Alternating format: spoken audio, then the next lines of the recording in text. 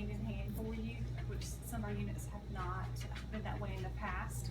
This year, as previous years, you'll learn that the two units that we're going to get into now, the reading and the writing, they're going to go very smoothly together. So I always tell everybody it's so much easier to work smarter instead of harder. Since your students will be used to this information in reading, then you also want to do this information in writing. Okay, so we're going to pull up the informational learning progression. If you do it with a smart camera and zoom in. If you have your book, this is in the very beginning of the book, and you're going to look at this strand of main ideas and supporting details with summary. And we're going to do a little professional learning with this strand. So notice it says main idea or main ideas and supporting details and summary. Okay. Now, if you look at grade 2, you're going to notice what students should have under control in grade 2. And then when you take a look at grade 3, you'll notice what students need to accomplish by the end of 3rd grade. Now, of course, we do know that there's this line that kind of separates grade 2 and grade 3. So today we're going to look closely at, on this line, what are some other key indicators, foundational skills that students need to understand before progressing solid into 3rd grade. So if you would just look at grade 2, and we're going to make a chart together of skills that students need to know for grade 2. And then we'll look at what skills students need to know for grade 3.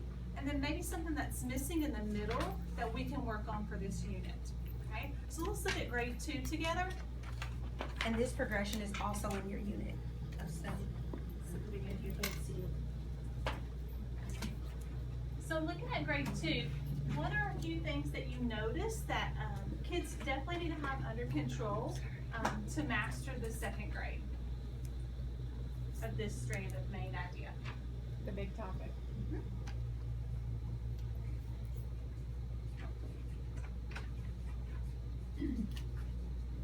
Anything else? What else they need to master in 2nd grade? They need information about the topic. Information about the topic.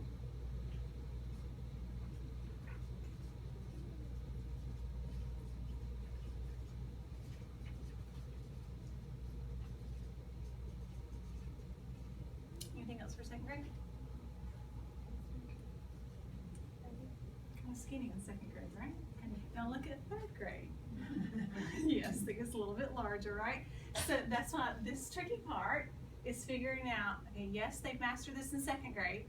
Now we're moving to 3rd grade, but there's a few pieces that we still need to work on. Okay, so let's name 3rd grade, and then we'll see if we can name some of those pieces in the middle. Okay, so take a moment to look at 3rd grade.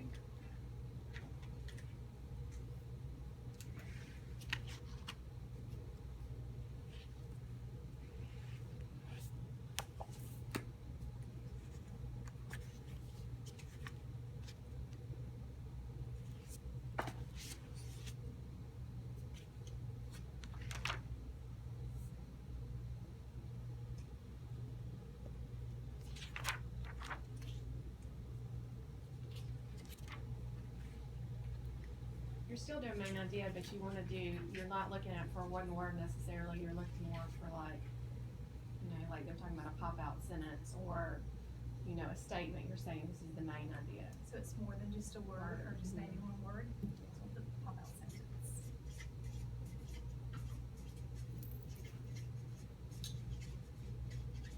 And our little friends are used to just naming that one word. And so now we have to kind of expand on, tell me the sentence now. Bring it into a big sentence of your main idea. Anything else for 3rd grade? Supporting details. Supporting details. Supporting details. Do we see any details out here? No details.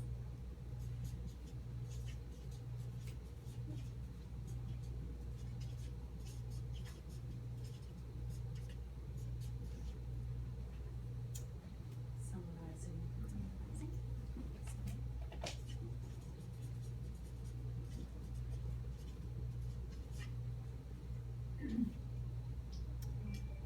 Anything else? Joyce? Good. Now, if you look at the chunks that we have over here in 3rd grade, they are large chunks. Summarizing in itself is very large, okay? Main idea pop-out sentence is huge.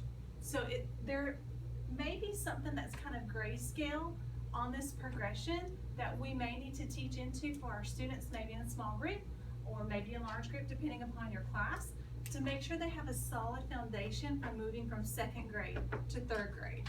So what do you think would be a major task for kind of in between gray area to bridge to third grade? Just something that you think that our students would need to be able to understand or know very well from going to second grade to third grade.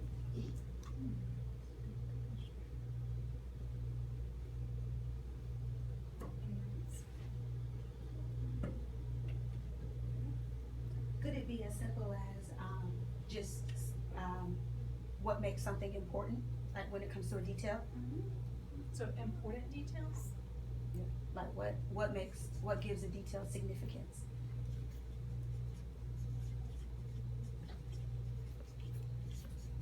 Or another thing, not just identifying important details, just having them to understand why detail is irrelevant.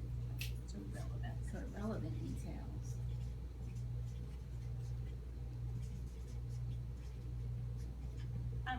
And my students may be the only students in third grade that do this in our county, but they just say anything that they see in their book, and it's not even really an important detail or detail that supports their main idea. It's just anything that they see in their book. So really teaching into, this is a detail, this is why it's important, and this is how it supports your main idea. Anything else in the middle that we need to understand before moving directly into third grade? So today we just wanted to kind of show you that, yes, this is a great learning progression. Just be careful when we're moving into from second grade to third grade, and then also from third grade to fourth grade as we're progressing through, that there may be some foundational skills that you still have to teach into so that your students are successful in mastering your third grade skills for main idea. And of course, there may be more that come up during your mini lessons or during your small group as you're teaching, like, oh, this student doesn't have this under control, so I need to make sure that I teach into this. And it will help them bridge those areas between second grade and third grade, and then third grade and fourth grade. So that kind of makes sense for you? And when you do the pre-assessment, they have the rubric with the little check boxes. Yeah. That I think is nice for the kids, even for me, to see it that way. Because, I have those in my kids' notebooks so they can see where they are, and using that. So it's not as wordy as that. Right. But it still picks out those It's key student friendly. points. Right. It is student friendly, and it's Yeah. their language. For me, I keep my kids' names on a sticky note, just for my purposes, and then move their sticky note as they move through the progression, just to kind of keep myself organized with that as well. Very good. So now we'll move into writing.